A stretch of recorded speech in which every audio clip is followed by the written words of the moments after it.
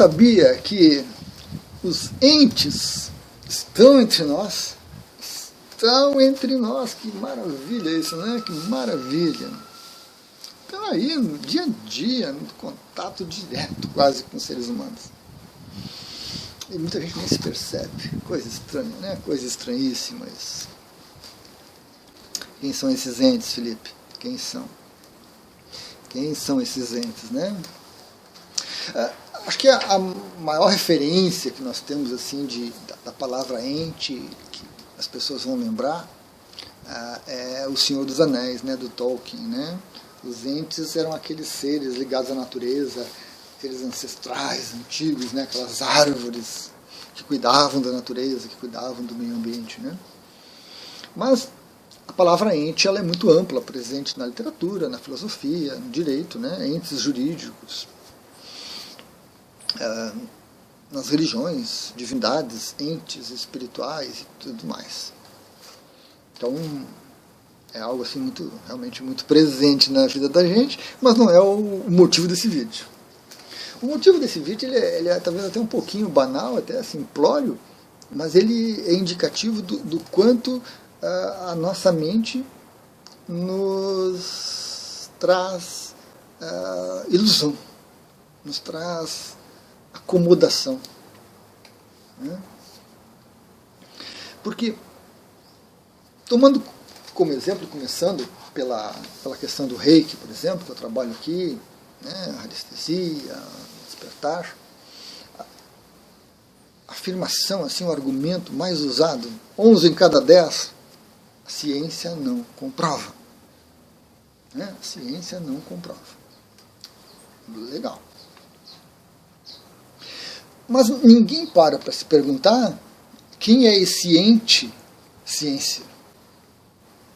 As pessoas falam que a ciência não comprova como se fosse um ente, como se fosse um ser senciente, inteligente, que circula pelo planeta observando essas situações e aplicando método científico e práticas científicas a essas coisas e dizendo: isso serve, se não serve, se é bom, se não é bom, se funciona, não funciona, se é legal, se não é legal, e assim por diante. Né? É como se houvesse realmente um ser chamado ciência que faz essas coisas.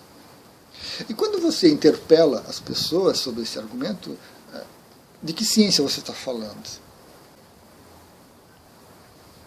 Não, a ciência. Mas que ciência? É um ser, isso aí existe como...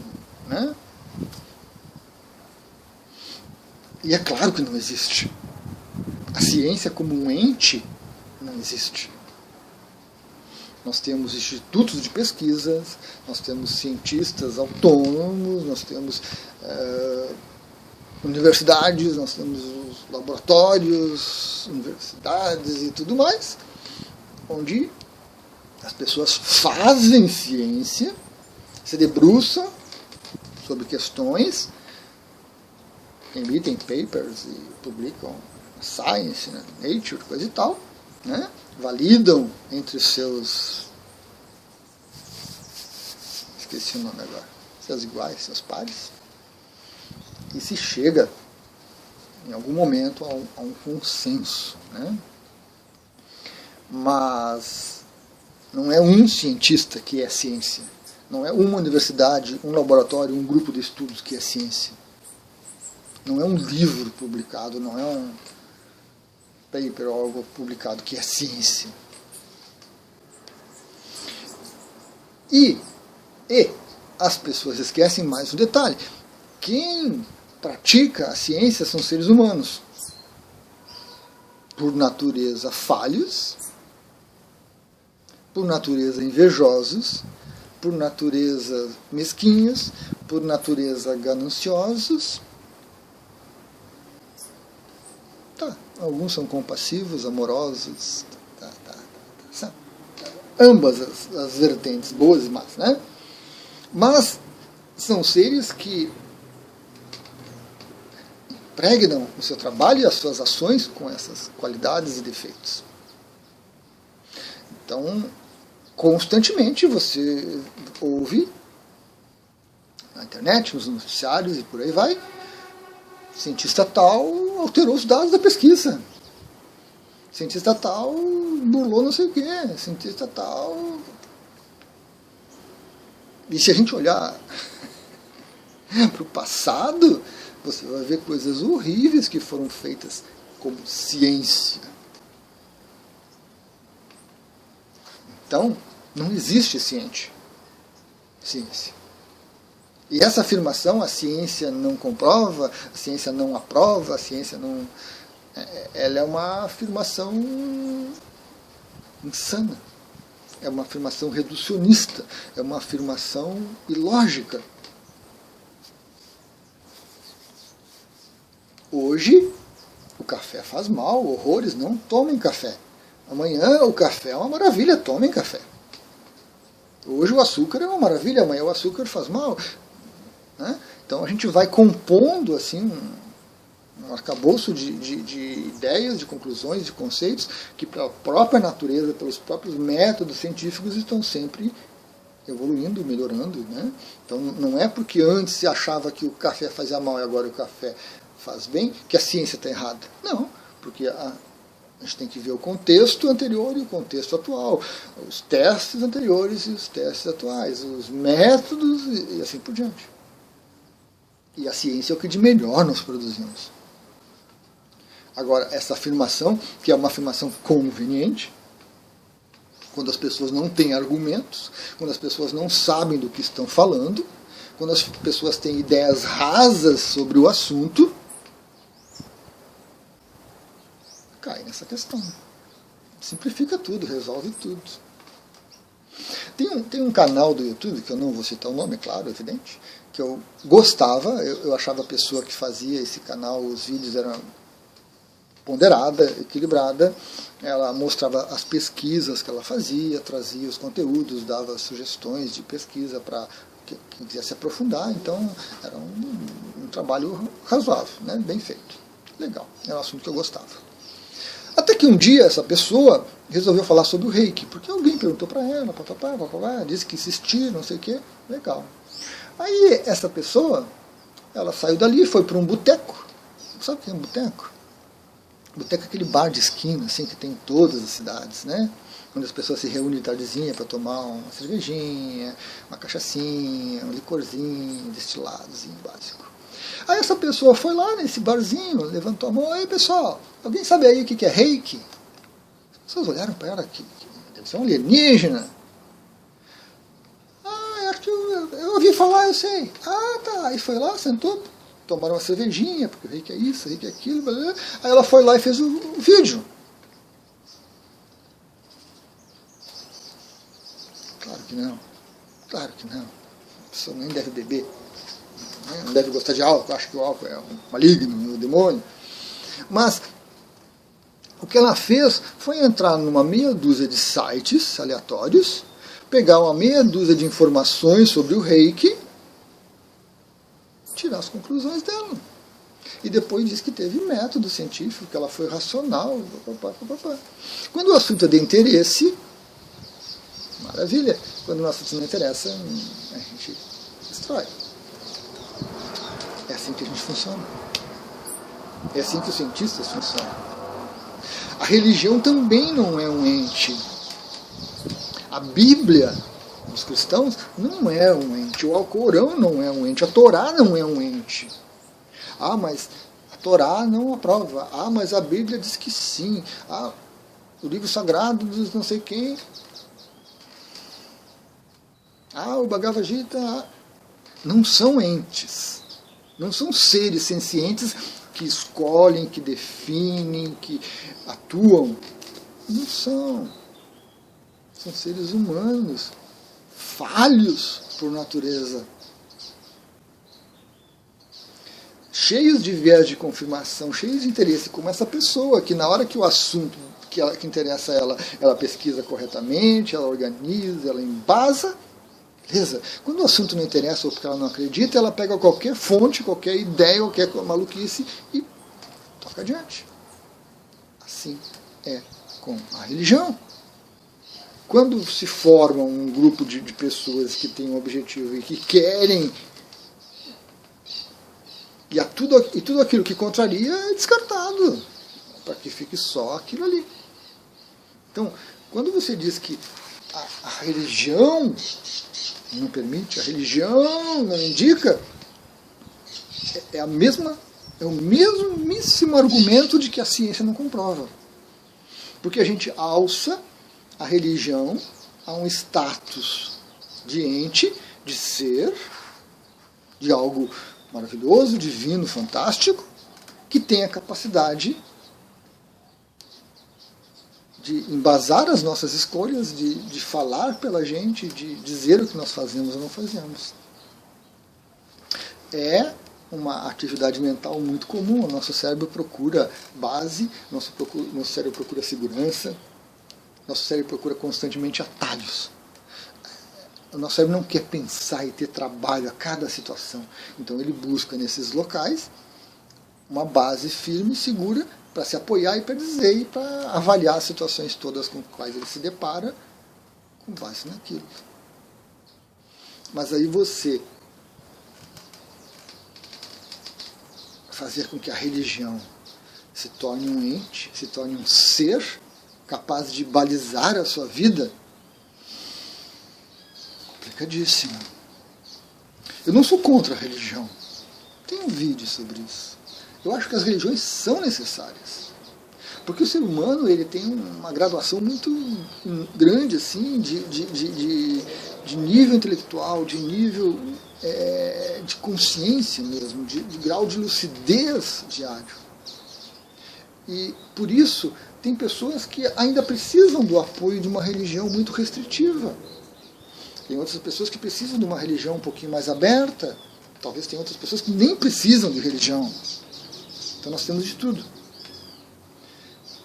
E por termos de tudo, seres humanos mais variados tipos, as religiões são necessárias. As religiões cumprem um papel fantástico, com suas dificuldades, com suas facilidades, com seus erros, com seus acertos.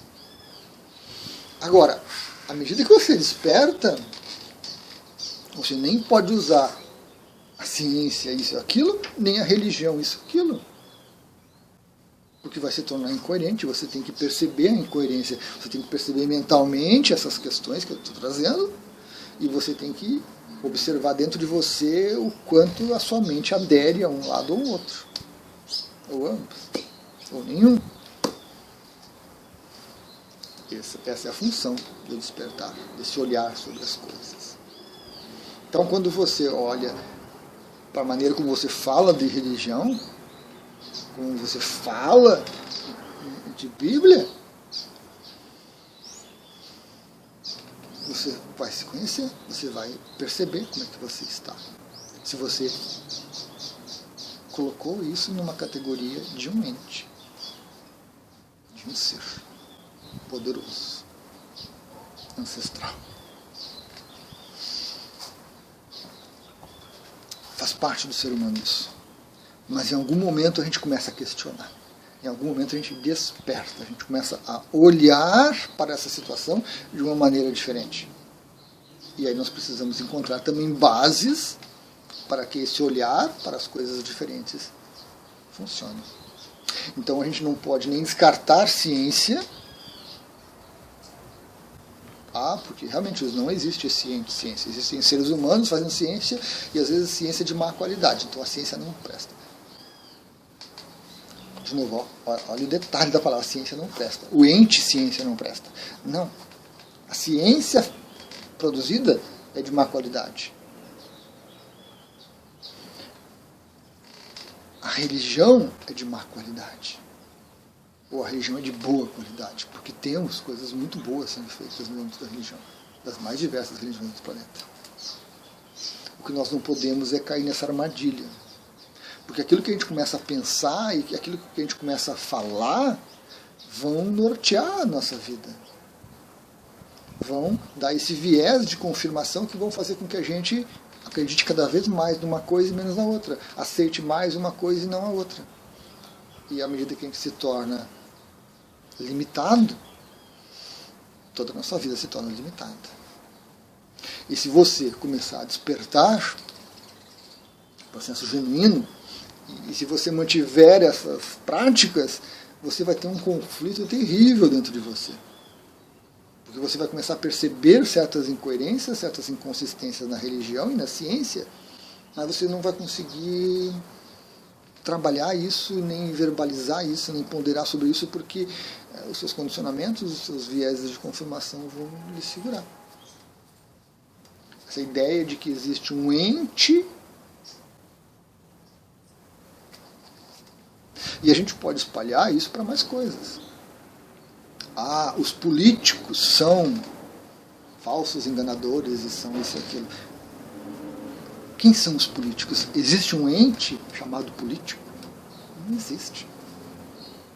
Os governantes só fazem para si mesmos, só querem se promover, ganhar dinheiro e se benefícios. Quem são governantes? É um ente também?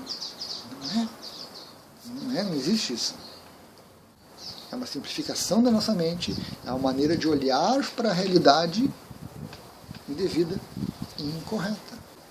E cada vez que a gente fala isso, a gente repete isso, a gente reforça dentro de nós mesmos as ideias equivocadas, erradas, um viés errado de olhar a realidade.